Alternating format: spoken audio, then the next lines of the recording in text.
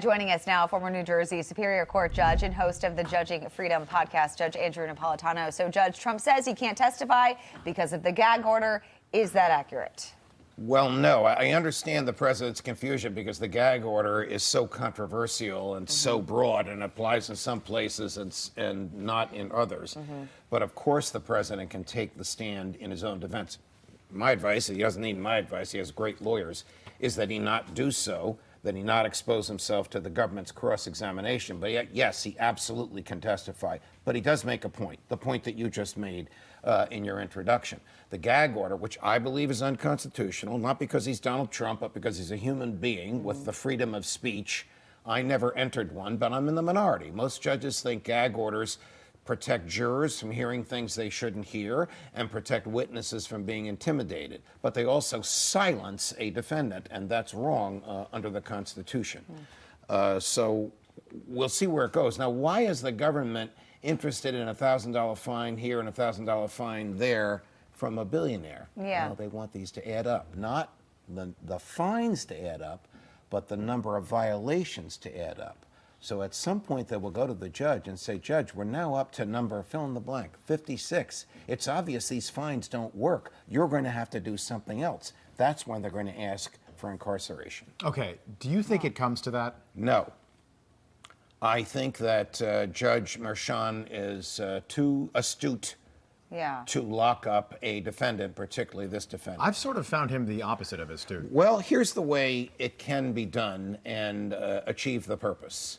Sentence the defendant to a period of incarceration, but stay the sentence until the trial is over. Oh, I see. Then it's sort of hanging over the defendant, and it has a sobering effect, but it doesn't result in a human being going into a lockup. Okay, we were just talking about this. I'm just curious because you were a judge for such a long time. But this is not like the O.J. trial where the jury was sequestered to like the Radisson. And, you know, they can use the gym at the Radisson and they don't have TVs in their rooms and they can go down and have brunch together and breakfast and that's about it. These guys go home at the end of the day. How do we know they're not watching CNN? Well, we don't know what they're watching. So should Donald Trump be making these statements in the hallway? Yes or no? Okay. No, because he may say something that is incriminating without realizing it, and the government is taping everything he says. We're taping it. All the news is taping it. And if he says something that will impair the defense, expect the jury to hear it. Yes, because what is he doing when he's speaking in the hallway? He's testifying without being cross-examined. Which is brilliant. Correct. And when those jurors go home and do what they're not supposed to do, which is turn the television on, they're going to hear what he says. Look, I want to trust the jury. We're all human. We are human. It doesn't mean that they're going to take at face value what he says, but they are humans, so they're going to get into their head his version of things over and over and over again. I want to ask you about yesterday because the jury heard these recordings, this phone call between Donald Trump and his former lawyer, Michael Cohen.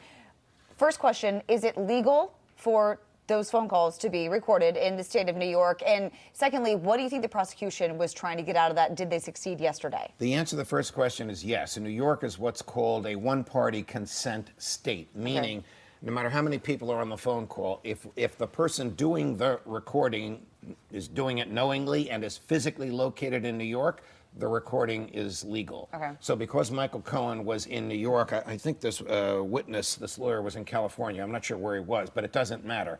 The recording is legal. The person on the stand is a technician who downloaded the recording and will testify to its accuracy.